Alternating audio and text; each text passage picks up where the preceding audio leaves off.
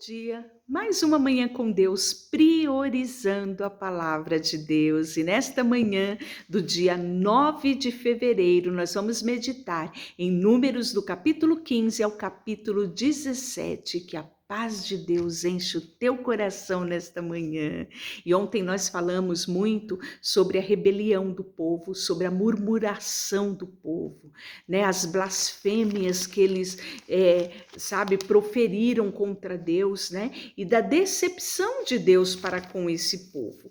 E aí, no capítulo 15, nós vamos ver que Deus vai dar leis a respeito das ofertas. Mas não era para aquele momento específico, era para o momento onde eles estivessem estabelecidos na terra onde Deus os levaria. Então você vai ver lá ele falando aqui no capítulo 2, quando vocês se estabelecerem na terra que eu lhes dou, apresentarão ofertas especiais com aroma agradável ao Senhor. Essas ofertas poderão ser apresentadas de diferentes formas de holocausto, um sacrifício para cumprir um voto, uma oferta voluntária, uma oferta sobre algumas festas anuais, né? E aí ele vai dando as ordenanças. Nós podemos ver que também na continuidade do texto do capítulo 15, no versículo 19, ele diz: quando chegarem à terra para onde eu os levarei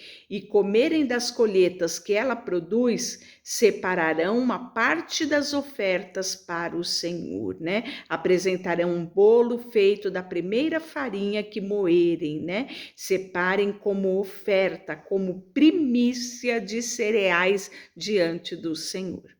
Então, aí nós vamos ver a respeito disso. Depois nós temos o castigo por não aguardar o sábado, né? Uma ordenança que Deus tinha dado para o povo como um momento de descanso, né, na semana. E aí nós temos uma coisa muito interessante, que é as franjas nas roupas.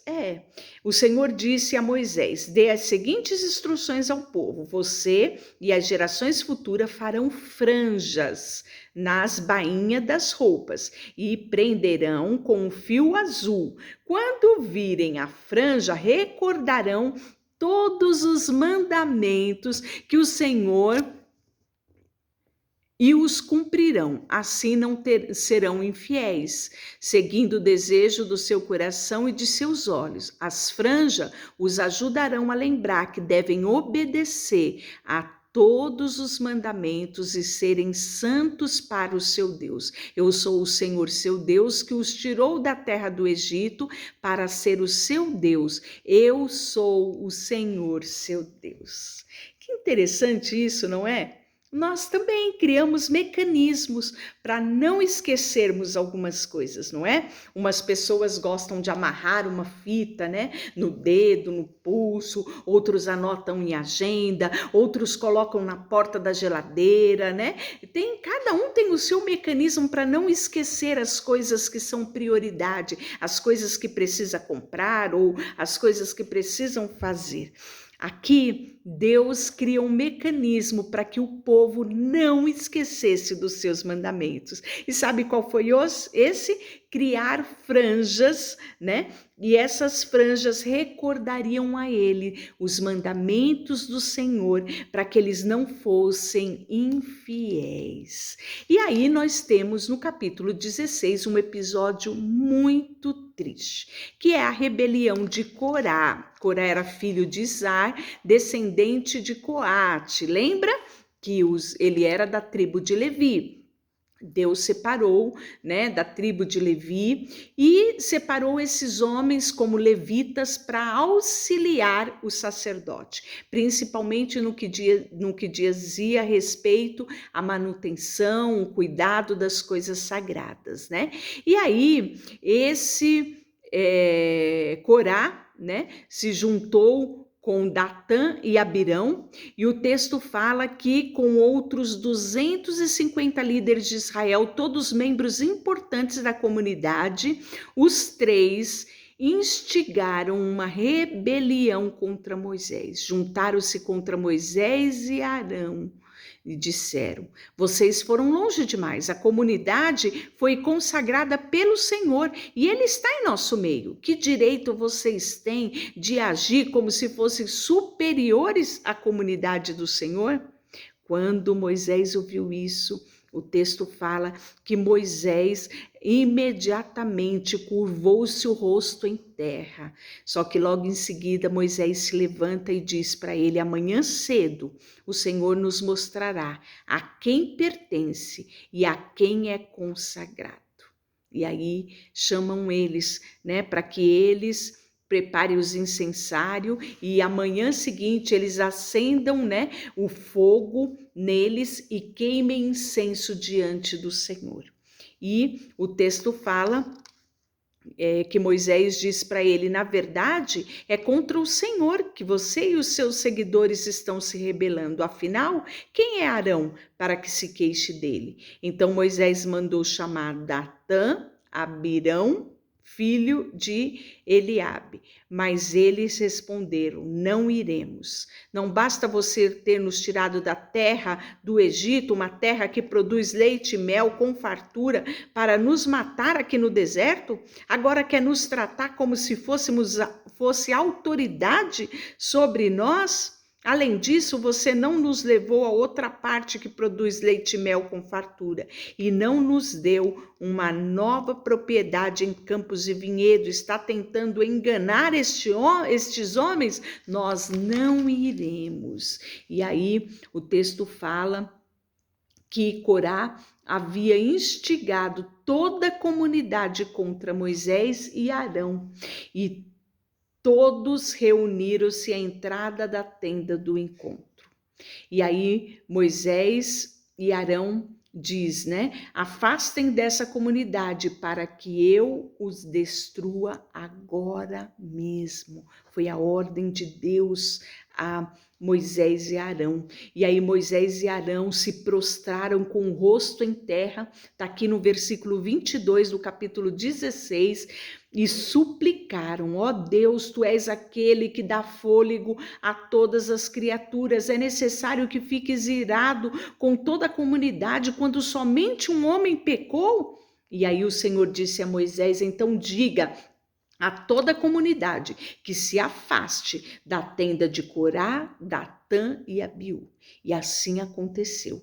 E o texto fala, né, que todo o povo se afastou da tenda de Datã, Abirão e Datã, Abirão, e eles saíram e eles ficaram bem na porta, né? Então imagine a cena, a comunidade toda se afastou, esses 3 homens saíram das suas tendas com as suas famílias e ficaram à porta das suas tendas. E aí Moisés disse: assim vocês saberão que o Senhor me enviou para fazer todas essas coisas que tenho feito, pois não as realizarei por minha própria vontade e conta. Mas se o Senhor não fizer algo completamente novo, o chão se abrir, sua boca engolir junto com todos os seus pertences, e eles desceram vivos à sepultura. Vocês saberão que estes homens mostraram desprezo ao Senhor. Então é uma ocasião muito triste, né? Imagine que nessa situação foi à vista de todo o povo.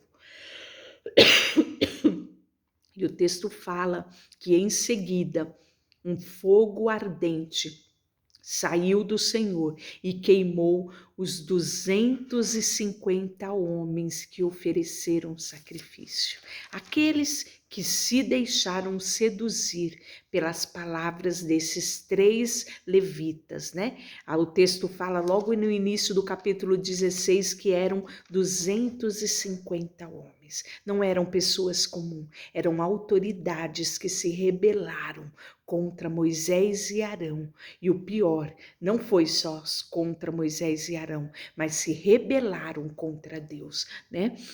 E aí nós temos esse triste episódio e no capítulo 17 nós temos a vara de Arão que floresce, né? O Senhor disse a Moisés: diga aos israelitas que traga 12 varas de madeira, uma para cada líder da tribo e os seus antepassados. Escreva o nome de cada líder na sua vara e na vara da tribo de Levi escreva o nome de Arão, pois é necessário que haja uma vara para cada chefe de tribo e seus antepassados. Coloque as varas na tenda do encontro diante da arca que contém as tábuas da aliança, onde eu me encontro com você. A vara daquele que eu escolher florescer, eu acabarei de vez com a murmuração e as queixas dos israelitas contra você. E foi isso que aconteceu.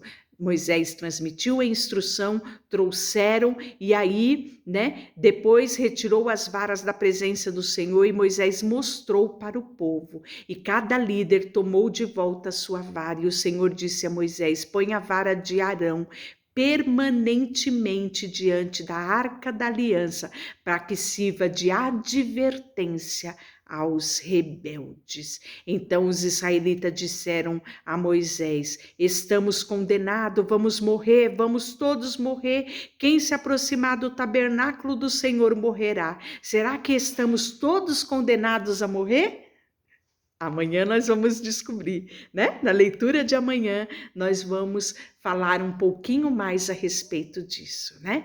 Mas que nós possamos aprender com o erro, né? Com essa rebelião, né? Com essa murmuração desse povo, né? A palavra diz: em tudo dai graça, porque esta é a vontade de Deus para convosco, né? E aí nós sabemos que Deus, ele não rejeita um coração contrito e quebrantado. Tem necessidade? Não murmure, não reclame, leve as suas necessidades ao Senhor, porque a palavra diz que ele tem cuidado de nós. Deixa eu orar por você. Senhor, nós queremos, papai, ter acesso a ti, não para murmurar, Senhor, não para blasfemar, mas para levar as nossas necessidades diante do Senhor, para te adorar, para dizer que tu és o nosso Deus, papai. Sabe, nós queremos levar diante do Senhor tudo que temos e tudo que somos, papai, sempre com um coração contrito e quebrantado e com um coração grato pelo teu cuidado e pelo teu amor para conosco. Em nome de Jesus, amém. Deus te abençoe.